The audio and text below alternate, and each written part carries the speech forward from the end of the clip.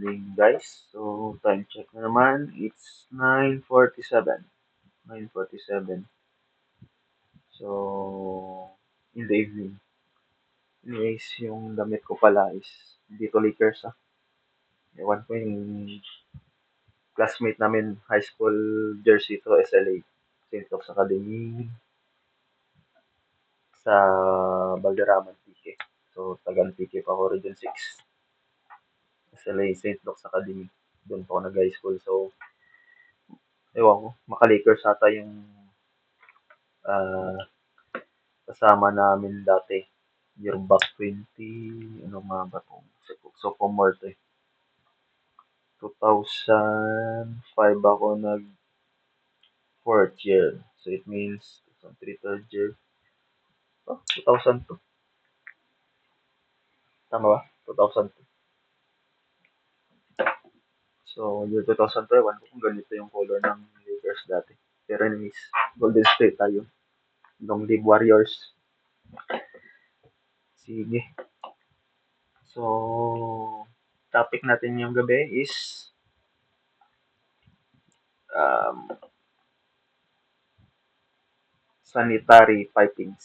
So, ng 10-unit two-story apartment. Kagabi pala is kagabi uh, sa water line distribution tayo nag-discuss. So, natapos ko na ngayon yung sanitary pipings natin or yung mga waste pipings sa waste. So, makikita dito, may air vent tayo, may soil pipe or main pipe, and may mga sub-pipes tayo, which is yung sa floor drain at saka sa water closets. So, yung ginawa ko is, kasi 10 units, hindi, at yung area is limited, so hindi tayo makagawa ng malaking septic tank at for us to easy to troubleshoot sa later part, mas maganda na tawag niyan. Yung ginawa natin, diskarte na is sineperate natin yung septic vault ng second floor at ng ground floor. So, yung sa ground floor, direct na sila sa kanilang main pipe. Kung makikita natin ito. Teka lang. As you can see, may drop tayo from this level ng tiles natin. Yun, makikita natin may mga P-trap from tawag niyan, floor drain. So may drop tayo. May drop tayo niyan. Papuntang, kasi yung minsan yung drop, depende kasi yan. Especially kung naka-elevate yung lupa.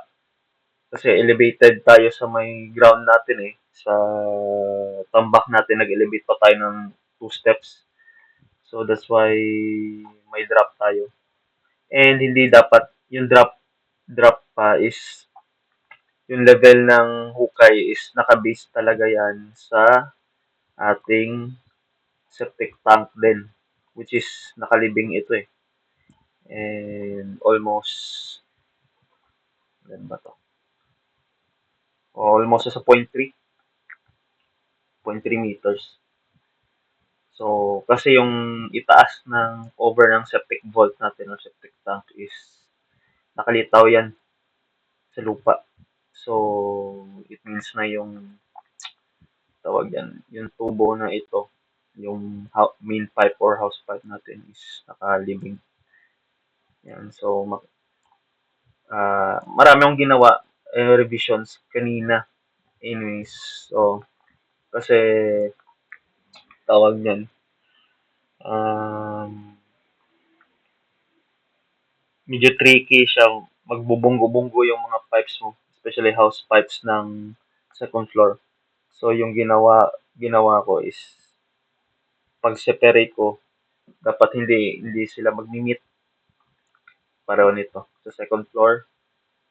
From sub-pipes natin, for water closet and floor drain and kitchen. Sige, para madali tanggalin natin yung tiles. Para makita natin. Ayan, amenities. Amenities, tanggalin na lang natin. Yun. Yun. Para klaro. So, water closet. Ito yun. Floor drain. So, may makikita kayong mga ganito. This is clean outlet. CO. Dito natin tinutusok yan kung may mga bara. So, naglalagay tayo ng mga clean outlets natin. So, ito, air vent. Mahalaga ito para makasingaw yung odor makalabas yung odor ng galing sa CR. At meron din tayong air vent din para sa ating ano ba to? Kitchen sink. Yan. May floor drain. May floor drain, may air vent din. Vent through roof DTR for air vent. Pwede rin yan. Vent through roof. Yan. So, as you can see, papunta lahat yung direction dito. Yan. So, kita nyo. Lahat yung papunta doon. Walang sumasalubong dito. So, dapat yung pag-design ng pipes natin, kung saan siya babagsak, doon lahat yung direction ng fittings natin. Ito, papunta dito. Yan. So, yun. This is one unit.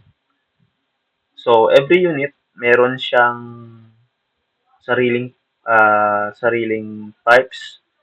Hindi siya nakakonect sa next unit. Yan yung pag-design ko. Then, lahat sila nakakonect sa may house pipes natin or main pipes, stall pipes natin. Ito.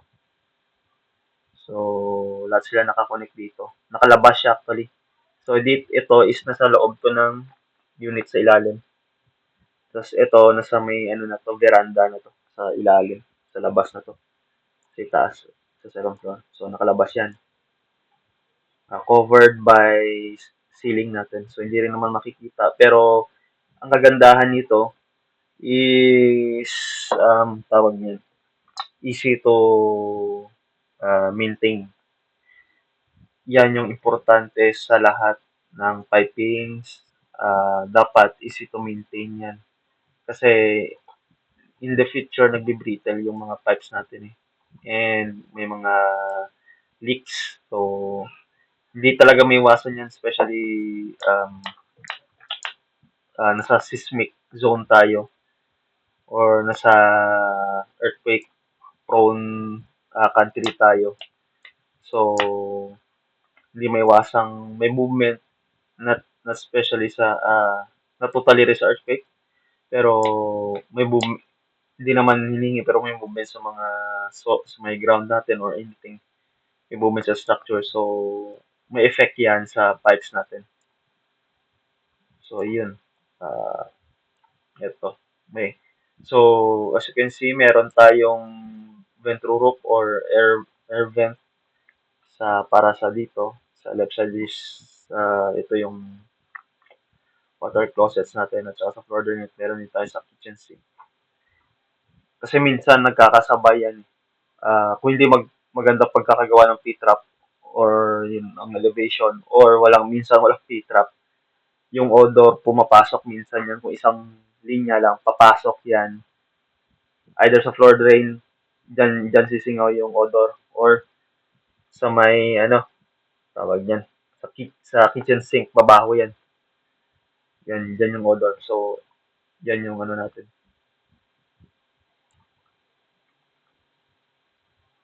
Oops, ano to?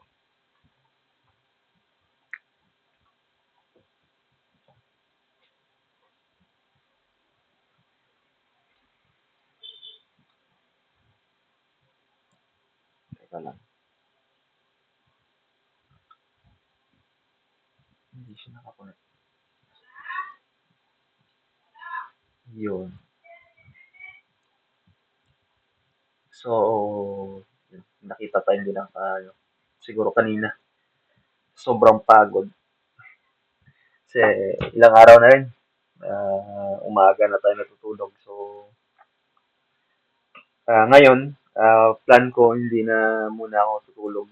Hindi muna ako mag-overtime hanggang madaling araw kasi mamaya madaling araw biyahe naman ako papuntang isang probinsya, check ng materyales.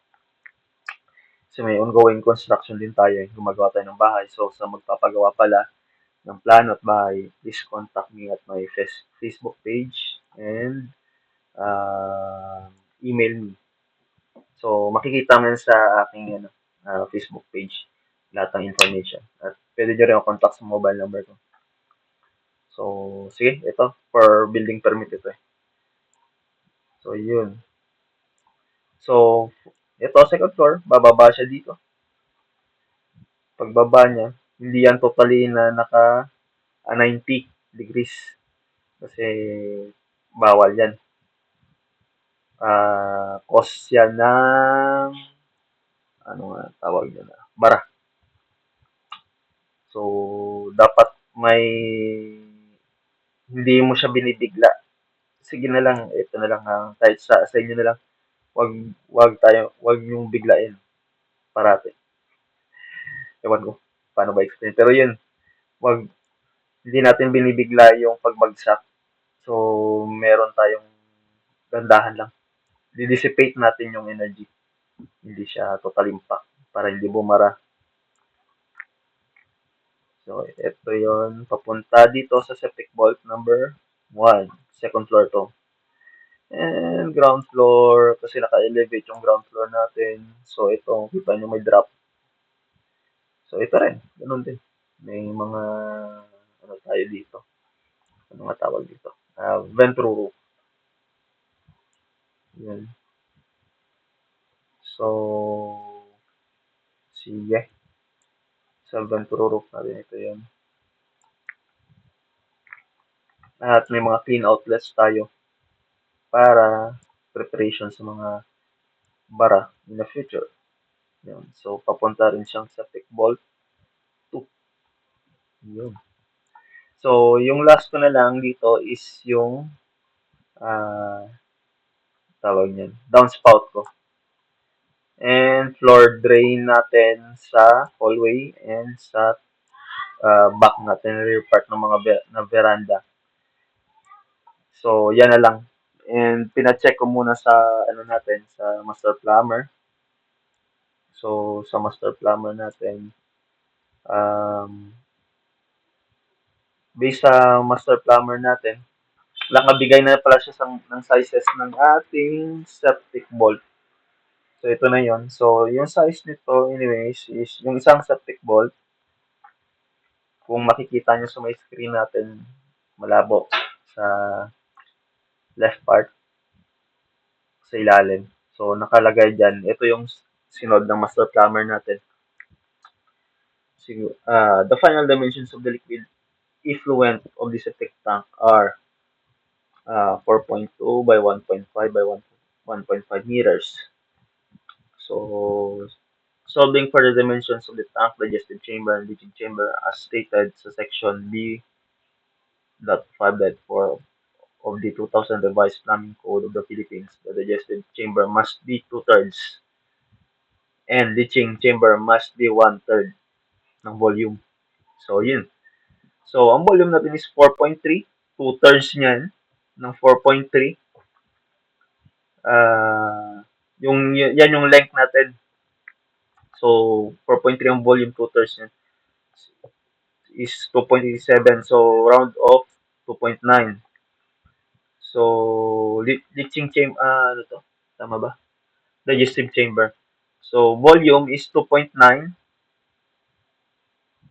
by 1.5. Length pala. Length is 2.9 meters. So, 2/3 ng 4.3 is 2.9.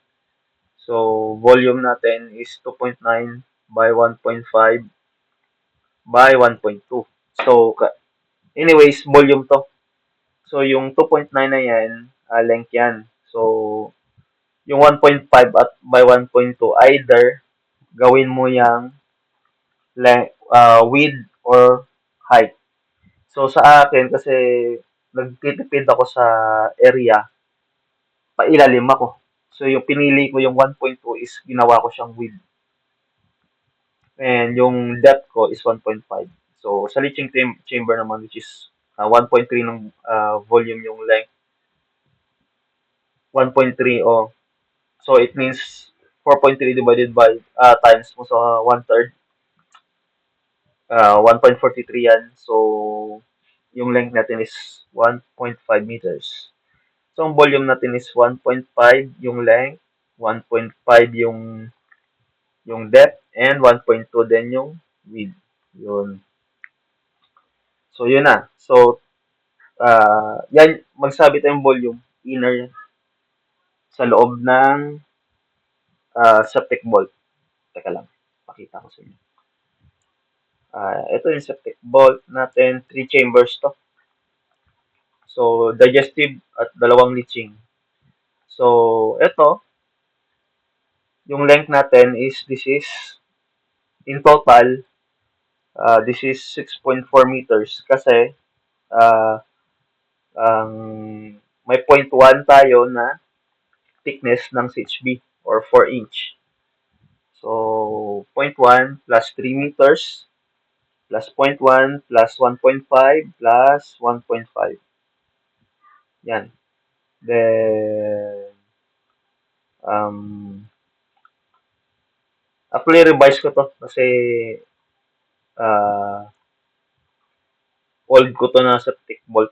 So, hindi to nakano sa dimension. So, revise natin to. So, ang lapad naman is nasa, in total, yung lapad niya, 1.4. So, 1 point, kasi 0.1 na thickness ng CHB and 0.1 din. Then, 1.2 ang inner natin. So, 1.2, 1.2, 1.2. And ang depth, kasi may thickness tayo 0.1 dito sa ilalim and 0.1 dito sa taas. So, 1.5. So, in total, 1.7 to. Yan. So, times 2, ganun lang sa kabila rin. Pero, ang diskarte, kasi nagtitipid tayo sa area. So, imbis na dalawang 0.1 ito, gawin nating isa. Isa lang. Para isang wall lang sila. Naging duplex. So, yun. Yan na yung ating finished product. Yung dito, chinecheck pa ng master plumber natin, tropa natin yung kung ilang downspout yung ilalagay natin dito. Yan, nag-suggest siya. So, anyways, based sa kanya, minimum natin na pipes na to. So, for kitchen sink and floor drain, minimum natin is 2 inch. Water closet is 4 inch. Yan. Iba nagti 3 inch eh. Pero dito sa atin, sa kanya dinirekta nyo na sa 4 inch sa pag-solve. So, horizontal and vertical drainage pipe, house pipe siguro ito. Namin niya. Which is 4 inch din. So, wala tayong 6 inch. Anyways, wala tayong 6 inch. Dito. And horizontal, vertical air vent or vent through roof VTR is 3 inch. So, ayan na. Meron na tayong tawag nun. Meron na tayong sizes ng pipes natin. So, rainwater na lang. And may revision lang ako sa water distribution kasi yung uncle natin merong patubigan. Yamanins yung mga anak, mga businessman, may patubigan sila. Water refilling station. So, may mga excess water. Ba? Nako. Pinapaligo nila yung iniinom natin. Yaman. So, may mga excess water sila galing daw sa patubigan na sayang naman, which is tama nga naman kasi may mga code yung LGU natin minsan na rainwater nga yung rene-recycle pa eh. Eh yan pang mineral. Naku, yaman naman. So, yun, may mga excess water sila. So, gagawa sila ng, in the future, hindi pa naman ngayon. So, hindi ito include sa plans natin in the future. Gawa sila ng elevated water tank. Then, doon nila impact yung yung kanilang mga excess water sa refilling station kasi minsan napupuno na. So doon nila ilalagay. Then mag-aabang na lang tayo sa ating water meter which is nakadirect sa Nawasa yun sa may water district sa meters natin. Magta-tap lang ako ng line diyan, ah, connecting din sa may abang lang, connecting lang sa ating in a future lang para sa kanila. Connecting sa may another source ng water nila para kung walang tubig, pwedeng kumuha doon. So yun. Ano pa ba? So yun lang. For now, yun lang. Sige. Ah, wala naman akong ano pa. Siguro update na lang tayo sa drawing ko. Especially sa may, siguro magdi-discuss na ako sa electricals. ah, Computation sa mga sizes kung matapos ko na pa-check ito sa ating professional electrical engineer o yung tropa natin na usually may mga suki tayo eh. Basta gumagawa ka ng plano, ayos. Usually, gumagawa ako ng plano since 2000 ano pa. Nag-umpisa ako 2000, sa dati kong job, gumagawa na kami ng plans, pero hindi for residential, kundi for project purposes. So, mga year back 2013 up to 20, and now, yan. Pero, nag-umpisa ako private or gumagawa ako ng private plans, mga pang-residential at commercial, is nag-umpisa ako 2018 eh. So, since 2018, yun, ah, iba kasi yung experience pag yung ginagawa mo is for residential and private, and iba naman kung for project purposes, iba rin naman na experience. Pero technicality wise, pareho lang sila. Siguro yung ano lang, yung kung sino yung intended clients mo na gagawan, magkakaiba. So yun. Anyways,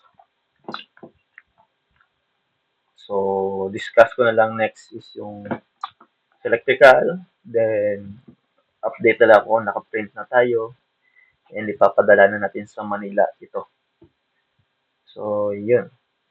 Uh, Good evening sa lahat. Ilip ako ng materyales bukas. So, construction naman. Thank you.